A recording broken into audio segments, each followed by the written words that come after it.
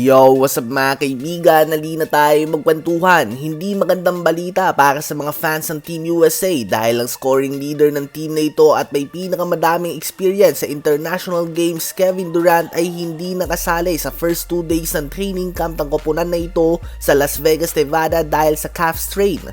Ang same injury nga ito ang humantong sa isang Achilles injury ni KD noong siya ay nasa Golden State Warriors pa at naglalaro din under coach Steve Kerr. Sa ngayon ay questionable at malabo na maglaro ang status ni KD sa kanilang practice game kontra sa Canada sa July 11, 10:30 AM Philippine time.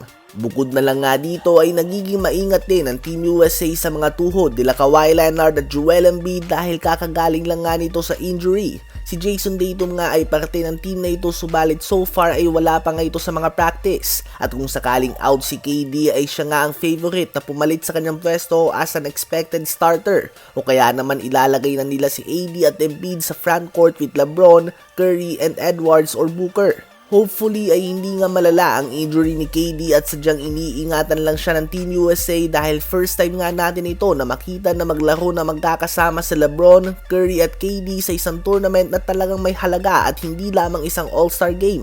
Kung sakaling out nga talaga si KD, dapat bang ipasok ng Team USA si Jaylen Brown?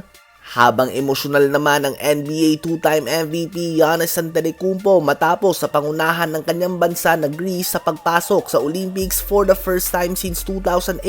Tinalo nga nila ang Croatia na may Zubac, Dario Saric at Mario Hezonja sa score na 80-69. 23 points, 8 rebounds si Giannis at 14 points, 11 assists naman ang EuroLeague all-time assist leader Nick Calates. Ito nga ang first time ng dalawang player na nabanggit natin na makapasok sa Olympics. Ang last time nga na nakapasok pa sila sa Olympics ay panahon pa ng kanilang head coach, ang one of the greatest of all time Vasilis Spanoulis. Kasama sila Dimitris Diamantidis at Baby Shaq, tinalo nga nila ang Team USA noong 2004 na may prime Tim Duncan at Allen Iverson at mga batang LeBron James, Dwayne Wade at Carmelo Anthony.